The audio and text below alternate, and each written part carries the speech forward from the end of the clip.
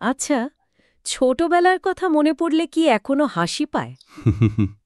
মানে ওই যে অঙ্ক করতে বসলেই বা ধরুন ইতিহাসের সাল তারিখ মনে করতে গেলেই ব্যাস মাথাটা কেমন জট পাকিয়ে যেত হুম, আর চোখে ঘুম নামতো। হুম, কি যে বিরক্তি লাগতো, মনে হতো ধুর, আমার দ্বারাই হবে না, নিজেরই কোনো সমস্যা। হ্যাঁ হ্যাঁ, একদম পরিচিত অনুভূতি। আমারও হতো। অথচ দেখুন, প্রথম সাইকেল চালানো শেখার দিনের কথা বা হয়তো পড়ে গিয়ে হাঁটু ছড়ে ফেলার কষ্টটা কিংবা বন্ধুদের সাথে করা কোনো বোকা বোকা মজার স্মৃতি, হুম, সেগুলো কি পরিষ্কার মনে আছে। হুম, কোনো চেষ্টাই লাগে না। ঠিক। তাহলে কেন এমন হয়? মানে কিছু স্মৃতি এত স্পষ্ট হুম, আর কিছু পড়া মনে রাখা এত কঠিন। হুম, কেন একটা লেকচার বা মিটিংয়ে বসে প্রথম 10 মিনিট দারুণ মন দিয়ে শুনলাম, হুম, তারপরই মনে হয় সব মাথার ওপর দিয়ে যাচ্ছে। হুম, এটাই তো আসল প্রশ্ন। আমাদের হাতে আছে ডক্টর জন মেডিনার বিখ্যাত বই ব্রেন রুলস। মানে বইটার কিছু মূল সূত্রের ওপর ভিত্তি করে আজকের আলোচনা চেষ্টা করব বোঝার যে আমাদের মস্তিষ্ক, মানে এই আশ্চর্য যন্ত্রটা আসলে ঠিক কিভাবে কাজ করে। এর কিছু নিয়মকানুন আছে তো, অবশ্যই আছে। সেগুলো জানলে হয়তো আমাদের শেখা, মনে রাখা বা প্রতিদিনের কাজগুলো আরও একটু সহজ হতে পারে। দেখা যাক মস্তিষ্কের এই ব্যবহারবিধি জেনে আমরা কতটা লাভবান হতে পারি। চলুন গভীরে যাওয়া যাক। একদম। ডক্টর জন মেডিনার মূল কথাটা, মানে ওনার বইয়ের লেটজাসটা কিন্তু খুব ইন্টারেস্টিং। উনি বলছেন, দেখুন, আমাদের মস্তিষ্ক কিন্তু একটা সুপার কম্পিউটার নয়। আমরা যেমন ভাবি সুইচ টিপলাম আর কাজ হয়ে গেল, তেমনটা নয়। আচ্ছা। এটা আসলে লক্ষ লক্ষ বছরের বিবর্তনের ফল, একটা জৈব অঙ্গ। এর প্রধান কাজ কিন্তু জ্ঞান জমানো বা অঙ্ক কষা ছিল না। এর মূল লক্ষ্য ছিল একটাই: টিকে থাকা, আমাদের পূর্বপুরুষদের বাঁচিয়ে রাখা। টিকে থাকা মানে শিকার করা বা বিপদ থেকে পালানো, এই সব। হ্যাঁ, ভাবুন সেই সময়ের কথা। বিপদ চিনে নিয়ে দ্রুত পালানো, খাবার খুঁজে বের করা, সঙ্গীর সাথে যোগাযোগ রাখা, পরিবেশের সাথে মানিয়ে নেওয়া। এই যে টিকে থাকার লড়াই, এটাই কিন্তু আমাদের মস্তিষ্কের গঠন আর কাজের ধরনকে তৈরি করেছে। তাই এর নিয়মগুলো সেই টিকে থাকার প্রয়োজনের সাথেই জড়িয়ে। এটা বোঝাটা খুব জরুরি। বাহ, তার মানে আমাদের মস্তিষ্ক আসলে একজন সার্ভাইভার। বলা যেতে পারে একজন অত্যন্ত দক্ষ সার্ভাইভার। আর টিকে থাকার জন্য তো নড়াচড়া করাটা খুব জরুরি ছিল, তাই না? শিকার ধরতে বা শিকারির থেকে পালাতে শরীরের ব্যবহার তো করতেই হতো। ঠিক। আর এখানেই ডক্টর মেডিনার একটা খুব গুরুত্বপূর্ণ সূত্র আসছে, যেটা হয়তো অনেকে সেভাবে ভাবেন না। উনি বলছেন এক্সারসাইজ বুস্টস ব্রেন পাওয়ার, মানে শরীর চর্চা নাকি মস্তিষ্কের ক্ষমতা বাড়ায়। এটা আমরা হয়তো জানি, কিন্তু কারণটা কি? কারণটা দারুণ। যখন আমরা শরীর সচল রাখি, মানে ধরুন হাঁটা, দৌড়ানো বা সাঁতার কাটা, যাই হোক না কেন, তখন আমাদের মস্তিষ্কে রক্ত চলাচল অনেক বেড়ে যায়। আচ্ছা, মানে বেশি অক্সিজেন আর পুষ্টি পায়। একদম। ব্রেন সেলগুলো বা নিউরনগুলো অনেক বেশি অক্সিজেন আর খাবার পায়। কিন্তু এখানেই শেষ নয়। শরীর চর্চা করলে BDNF নামে একটা প্রোটিন বেরোয়, brain derived neurotrophic factor. BDNF, এটা কি জানিস? এটাকে বলতে পারেন মস্তিষ্কের সার। মানে গাছের গোড়ায় যেমন সার দিলে গাছ ভালো বাড়ে, BDNF তেমনি নতুন নিউরন তৈরি হতে সাহায্য করে আর পুরনো নিউরনগুলোর মধ্যে যোগাযোগটা আরও পাকা করে। বলেন কি, শরীর চর্চা করলে ব্রেনে নতুন সেল তৈরি হয়? হ্যাঁ, এবং এই BDNF সরাসরি আমাদের শেখা আর মনে রাখার ক্ষমতার সাথে যুক্ত। তাই যারা নিয়মিত এক্সারসাইজ করেন, তাদের মনোযোগ, স্মৃতি, এমনকি প্রবলেম সলভিং অ্যাবিলিটিও কিন্তু তুলনামূলকভাবে ভালো হয়। তার মানে এটা শুধু মাসল বানানোর ব্যাপার নয়। একেবারেই না। এটা সরাসরি ব্রেনের উন্নতি। এর একটা বিবর্তনগত কারণও আছে। মানে আমাদের পূর্বপুরুষদের মধ্যে যারা বেশি ঘুরত, খাবারের জন্য বেশি দৌড়ঝাঁপ করত, তাদের মস্তিষ্ককেও তো তত বেশি সজাগ থাকতে হতো, তাই না? ওই সংযোগটা এখনও আছে। এখানেই বিষয়টা বেশ মজার। তার মানে ঘন্টার পর ঘন্টা বই নিয়ে বসে থাকার চেয়ে হয়তো পড়ার মাঝে যদি নিয়ম করে 10 মিনিটের জন্য একটু জোরে হেঁটে আসি বা হালকা ব্যায়াম করি, সেটা শেখার জন্য আরও ভালো হতে পারে। অবশ্যই, মেরিনা তো এটাই বলছেন। কঠিন কিছু পড়ার সময় আটকে গেলে একটু নড়াচড়া করে এলে হয়তো ব্রেনের জটটাও খুলে দিতে পারে। এটা কিন্তু আমাদের প্রচলিত ধারণার থেকে বেশ আলাদা। সত্যি তো, দারুণ পয়েন্ট। আচ্ছা, মস্তিষ্কের আরেকটা নিয়মের কথা বলুন, মনোযোগের ব্যাপারটা।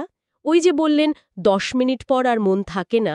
হ্যাঁ, মনোযোগ বা অ্যাটেনশন এটাও খুব জরুরি একটা বিষয়। দেখুন, আমাদের সবারই এই অভিজ্ঞতা আছে, তাই না? ডক্টর মেডিনার গবেষণা খুব পরিষ্কার করে বলছে, আমাদের মস্তিষ্ক একটানা বেশিক্ষণ, মানে খুব বেশি হলে 10 মিনিট, কোনো একটা নির্দিষ্ট জিনিসের ওপর গভীর মনোযোগ রাখতে পারে না। 10 মিনিট মাত্র? হ্যাঁ, সর্বোচ্চ। এরপরেই মনোযোগটা কমতে শুরু করে। ও, এটা তো খুবই সত্যি। কতবার হয়েছে খুব জরুরি মিটিং বা লেকচারে বসেছি, প্রথম 10 মিনিট দারুণ লাগছে, তারপর হঠাৎ খেয়াল হলো অন্য কিছু ভাবছি। নিজেকে দোষ দিতাম যে মন দিতে পারছি না। না না, এটা আপনার একার দোষ নয়, এটাই মস্তিষ্কের ডিজাইন।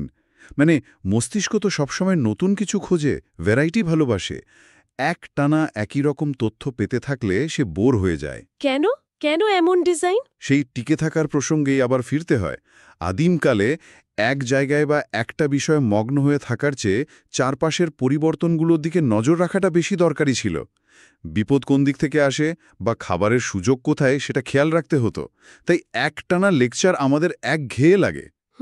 বুঝতে পারছি। এখানে লক্ষ্য করার মতো বিষয় হলো, এই সীমাবদ্ধতাটা যদি আমরা জানি, তাহলে তো শেখানোর বা প্রেজেন্ট করার পদ্ধতিটাই বদলে ফেলতে পারি। কিভাবে? যেমন একটানা না বলে প্রতি ৮-১০ মিনিট অন্তর একটা ছোট্ট ব্রেক দেওয়া, বা আলোচনার অ্যাঙ্গেলটা একটু পাল্টানো, একটা গল্প বলা, একটা প্রশ্ন করা। এই ছোট ছোট পরিবর্তনগুলো ব্রেনকে আবার জাগিয়ে তোলে। মেডিনা বলছেন, তথ্যের সাথে যদি ইমোশন বা আবেগ জুড়ে দেওয়া যায়, তাহলে মনোযোগ ধরে রাখাটা আরও সহজ হয়। ঠিক, আবেগ। আর এখানেই ডক্টর মেডিনার আরেকটা সূত্রে চলে আসি। উনি বলছেন মস্তিষ্ক নাকি শুকনো ডেটা বা তথ্য মনে রাখতে ততটা ভালো পারে না যতটা গল্প মনে রাখতে পারে। আর আবেগ, সেটা তো স্মৃতির ফেভিকল, মানে সুপার গ্লু। একদম ঠিক বলেছেন। স্মৃতির সুপার গ্লু। কোনো ঘটনা বা তথ্যের সাথে যদি আমাদের ইমোশন জড়িয়ে থাকে, সেটা মনে থাকার চান্স অনেক বেড়ে যায়। আসুন এটা একটু ভেঙে দেখি। আচ্ছা, ভেবে দেখুন তো, জীবনের খুব স্পেশাল কোনো দিনের কথা, প্রথম চাকরির ইন্টারভিউ বা প্রিয় কারোর সাথে প্রথম দেখা। সেদিনের আবহাওয়া কেমন ছিল? কী রঙের পোশাক পরেছিলেন? হয়তো ব্যাকগ্রাউন্ডে কোনো গান বাজছিল, বা মানুষটার হাসি। এইসব ডিটেলসও কেমন মনে থাকে, তাই না? কেন? কারণ ওই অভিজ্ঞতার সাথে তীব্র আবেগ জড়িয়েছিল। উত্তেজনা, আনন্দ, হয়তো একটু ভয় বা চিন্তা। ঠিক। এর একটা নিউরোসায়েন্টিফিক কারণ আছে। যখন আমরা আবেগ ঘন পরিস্থিতিতে পড়ি, তখন মস্তিষ্কের অ্যামিগডালা বলে একটা অংশ খুব অ্যাক্টিভ হয়ে যায়। এই অ্যামিগডালা তখন হিপ্পোক্যাম্পাসকে, যেটা স্মৃতি তৈরির মূল কেন্দ্র, সিগন্যাল পাঠায় যে এই ঘটনাটা খুব জরুরি, এটা ভালো করে মনে রাখো। ও আচ্ছা, ব্রেনের ভেতরেই এরকম কমিউনিকেশন চলে। হ্যাঁ, ফলে ওই স্মৃতিটা অনেক গভীরে, অনেক শক্তিশালীভাবে গেঁথে যায়। ডক্টর মেডিনা তাই বলছেন, আমাদের মেমোরি তো কম্পিউটারে হার্ড ড্রাইভের মতো নয়, যেখানে ফোল্ডারে ফোল্ডারে ডেটা সাজানো। এটা বরং একটা বিশাল লাইব্রেরি, যেখানে প্রত্যেকটা বই বা স্মৃতি তার নিজস্ব আবেগ দিয়ে ট্যাগ করা। বাহ, দারুণ উপমা তো। অনুভূতির লাইব্রেরি। তাহলে কি এই জন্যই, মানে, ইতিহাসের সাল তারিখ মনে থাকে না, কিন্তু সেই সময়ের কোনো রাজার গল্প বা যুদ্ধের নাটকীয় বর্ণনা মনে থাকে? একদম। কারণ গল্পে চরিত্র থাকে, ঘটনা থাকে, একটা শুরু শেষ থাকে, আর থাকে আবেগ। তথ্যকে যদি গল্পের মতো করে সাজিয়ে দেওয়া যায়, তাহলে ব্রেন সেটা অনেক সহজে ধরে ফেলে। এটা শেখানোর বা কমিউনিকেট করার একটা মারাত্মক শক্তিশালী টুল। কিন্তু সব আবেগ তো ভালো নয়, তাই না? কিছু আবেগ তো বরং বাধা দেয়, যেমন ভয় বা টেনশন। খুব ভালো পয়েন্ট ধরেছেন। আবেগের অন্য পিঠটা হলো এই দীর্ঘস্থায়ী চাপ বা ক্রনিক স্ট্রেস। ডক্টর মেরিনা এ ব্যাপারে খুব জোর দিয়ে বলছেন, যখন আমরা সাংঘাতিক মানসিক চাপে থাকি, মানে ধরুন পরীক্ষার ভয় বা অফিসে কাজের চাপ বা অন্য কোনো টেনশন, তখন নতুন কিছু শেখার ক্ষমতা প্রায় শূন্যে নেমে আসতে পারে। বলেন কি, শূন্যে? হ্যাঁ, প্রায়। কারণটা সেই আদিম প্রবৃত্তিতেই আছে। যখন ব্রেন মনে করে যে সে বিপদে পড়েছে, তখন সে কর্টিসল নামে স্ট্রেস হরমোন ছাড়ে। তখন তার একটাই কাজ, বিপদ থেকে বাঁচা। ও, কামড়াতে নতুন কিছু শেখা বা মনে রাখা, এইসব কাজগুলো তখন তার কাছে আর গুরুত্বপূর্ণ থাকে না।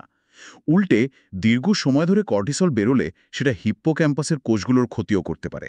মানে স্মৃতি তৈরির জায়গাতেই আঘাত লাগে। সর্বনাশ! তার মানে যে পরিস্থিতিতে আমরা সবচেয়ে ভালো করতে চাই, পরীক্ষা বা প্রেজেন্টেশন, হুম, সেই পরিস্থিতির চাপটাই আমাদের পারফরম্যান্স খারাপ করে দিতে পারে। এ তো অদ্ভুত। কিছুটা তাই। অল্প চাপ হয়তো ভালো, আমাদের ফোকাস বাড়ায়। কিন্তু চাপটা যখন বেশি আর দীর্ঘস্থায়ী হয়, তখন সেটা শেখার সবচেয়ে বড় শত্রু। এটা কিন্তু আমাদের শিক্ষা ব্যবস্থা বা কাজের পরিবেশ নিয়ে একটা বড় প্রশ্ন তোলে, তাই না? ঠিক। ভর দেখিয়ে বা বকা দিয়ে শেখানোটা তাহলে আসলে উল্টো কাজ করে। একদম। কারণ তখন ব্রেন শিখতে প্রস্তুতি থাকে না, সে তখন সার্ভাইভাল মোডে চলে যায়। চাপের মতো আরেকটা জিনিস যেটা আমরা প্রায়ই পাত্তা দিই না, কিন্তু খুব জরুরি, সেটা হলো ঘুম। ডক্টর মেডেনাও তো ঘুমের ওপর খুব জোর দিয়েছেন। অবিশ্বাস্য জোর দিয়েছেন ঘুম। মানে শুধু শরীরকে রেস্ট দেওয়া নয়, ঘুম হলো ব্রেনের জন্য একটা খুব অ্যাক্টিভ সময়। এটা তার ক্লিনিং আর অর্গানাইজিং টাইম। ক্লিনিং আর অর্গানাইজিং কিভাবে? আমরা যখন ঘুমাই, ব্রেন কিন্তু চুপচাপ থাকে না। সে সারাদিন ধরে পাওয়া হাজার হাজার তথ্য আর অভিজ্ঞতা নিয়ে কাজ করতে শুরু করে। কোনটা দরকারি, কোনটা দরকারি নয়, কোনটা শর্ট টার্ম মেমোরি থেকে লং টার্মে পাঠাতে হবে, কোনটা আবর্জনা, এই বাছাই আর গোছানোর কাজটা চলে ঘুমের মধ্যেই। আচ্ছা, মানে ব্রেন নিজেই ফাইল সর্ট করে? ঠিক তাই। বিভিন্ন নিউরাল কানেকশন এই সময় হয় শক্তিশালী হয়, না হয় দুর্বল হয়ে বাদ পড়ে যায়। অনেকটা লাইব্রেরিয়ান যেমন সারাদিন আসা বইগুলো রাতে গুছিয়ে শেলফে তোলে, তেমন। আর এই ঘুমের অভাব হলে? অভাব হলে গোছানোর কাজটা ঠিকমতো হয় না। বিশেষ করে গভীর ঘুম আর আরইএম ঘুম, এই দুটো পর্যায়ে স্মৃতিকে জমাট বাঁধানোর জন্য খুব দরকারি। ঠিকঠাক ঘুম না হলে দিনের বেলা যা শিখলাম তা আর ব্রেনে স্থায়ী হয় না। এই জন্যেই কি পরীক্ষার আগের রাতে জেগে পড়া ছাত্ররা পরে সব ভুলে যায়? এটা একটা খুব বড় কারণ। কারণ ব্রেন তো সময়টাই পেল না তথ্যগুলো গুছিয়ে মেমোরিতে কনভার্ট করার। শুধু তাই না, ঘুম কম হলে পরের দিন এমনিতেই মনোযোগ থাকে না, মেজাজ খারাপ থাকে, সিদ্ধান্ত নিতে অসুবিধা হয়। তাহলে দেখুন, এই যে এতগুলো নিয়ম, শরীর চর্চার প্রভাব, মনোযোগের সীমা, আবেগ আর গল্পের ভূমিকা, চাপের খারাপ দিক, ঘুমের গুরুত্ব, এগুলো জানাটা জরুরি। কারণ আমরা প্রায়ই আমাদের ব্রেনকে ভুলভাবে ব্যবহার করি। ঠিক, আমরা ওর থেকে এমন কিছু চাই যা ওর ডিজাইন অনুযায়ী ও করতে পারে না। আমরা ওর থেকে কম্পিউটারের মতো আউটপুট চাই, অথচ ও তৈরি হয়েছে জঙ্গলে দৌড়ানোর জন্য, গল্প শোনার জন্য, আবেগ অনুভব করার জন্য। তাহলে এই নিয়মগুলো জানার আসল মানেটা কি? শুধু কিছু ইন্টারেস্টিং ফ্যাক্টস জানলাম? না, শুধু ফ্যাক্টস নয়। আসল মানে হলো আমাদের ব্রেনের একটা নিজস্ব অপারেটিং ম্যানুয়াল আছে। সেটা যদি আমরা একটু বুঝতে পারি, তাহলে শেখার পুরো পদ্ধতিটাই পাল্টে ফেলতে পারি, আরও ভালোভাবে শিখতে পারি, শেখাতে পারি। কাজের জায়গায় হয়তো এমন পরিবেশ বানাতে পারি যেখানে চাপ কম, শেখার সুযোগ বেশি। মানে এটা বুদ্ধির ব্যাপার নয়, ব্রেনকে ঠিকঠাক ব্যবহার করার ব্যাপার। একদম। আর এটা বুঝতে পারলে আমরা নিজেদের প্রতিও একটু সহানুভূতিশীল হতে পারি। যখন কিছু মনে থাকে না বা মন দিতে পারি না, তখন শুধু নিজেকে দোষ না দিয়ে হয়তো পদ্ধতিটা বদলানোর কথা ভাবতে পারি। যদি আমরা এটাকে বৃহত্তর চিত্রের সাথে যুক্ত করি, তাহলে দেখব এই জ্ঞানটা আমাদের জীবনযাত্রার মান বাড়াতে পারে। ঠিক। ডক্টর মেডিনার বই থেকে পাওয়া মূল বার্তাটা আমারও এটাই মনে হয়েছে। আমাদের ব্রেনের একটা নিজস্ব ভাষা আছে, নিয়ম আছে। সেই ভাষাটা যদি একটু শুনি, নিয়মগুলো মানি, তাহলে ভেতরের সম্ভাবনাগুলো হয়তো আরও সহজে খুলে যাবে। অনেক ভুল ধারণা ভাঙবে। হুম। ডক্টর মেডিনা তো ব্রেনকে একজন যোদ্ধার সাথে তুলনা করেছেন। একজন যোদ্ধা যেমন সেরা পারফরমেন্সের জন্য শুধু ট্রেনিং নয়, ভালো খাবার, বিশ্রাম, মানসিক শান্তি চায়, আমাদের ব্রেনও তো তাই চায়। খুব সুন্দর তুলনা। ওকে ঠিকমতো কাজ করতে বলার আগে ওর যত্ন নেওয়াটা দরকার। ওকে সচল রাখতে হবে, বোর্ডম থেকে বাঁচাতে হবে, আবেগ দিয়ে টাচ করতে হবে, স্ট্রেস থেকে দূরে রাখতে হবে, আর অবশ্যই ঘুমোতে দিতে হবে। এই আলোচনার শেষে কিছু প্রশ্ন কিন্তু মনে আসে, তাই না? আমরা যদি নিজেদের দিনগুলোর দিকে তাকাই, আমাদের রুটিনে কি ব্রেনের এই চাহিদাগুলো মেটানোর জায়গা আছে? একটু হাঁটা বা নড়াচড়া করার সময় কি বের করি? যখন কিছু শিখি বা শেখাই, তখন কি শুধু ডেটা দিই, নাকি গল্প বা আবেগের ছোঁয়া থাকে? আমরা কি অজান্তেই নিজেদের বা কাছের মানুষদের, সন্তান, ছাত্র, সহকর্মী চাপের মধ্যে রাখছি? আর ঘুম, পর্যাপ্ত ঘুম হচ্ছে তো? হ্যাঁ, আর সেই মহার্ঘ ঘুমটা, যেটা ব্রেনকে সব গুছিয়ে নেওয়ার সুযোগ দেয়, সেটা কি আমরা দিচ্ছি? এই প্রশ্নগুলো আসলে আয়নার মতো, আমাদের অভ্যাসগুলো দেখিয়ে দেয়। আর এখানেই আজকের আলোচনার শেষে একটা ভাবনা উস্কে দিতে চাই।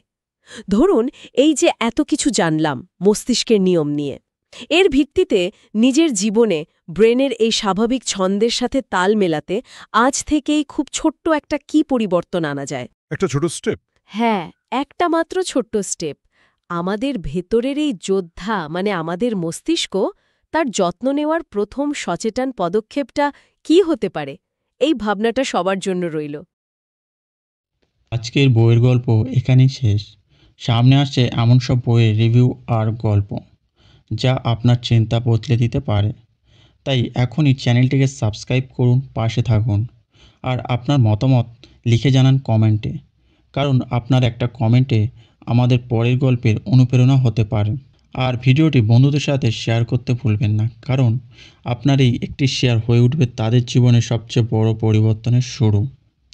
দেখা হবে আবারও পরের ভিডিওতে নতুন গল্প, নতুন শিক্ষা আর নতুন অনুপ্রেরণা নিয়ে। ততক্ষণ ভালো থাকুন, সুস্থ থাকুন।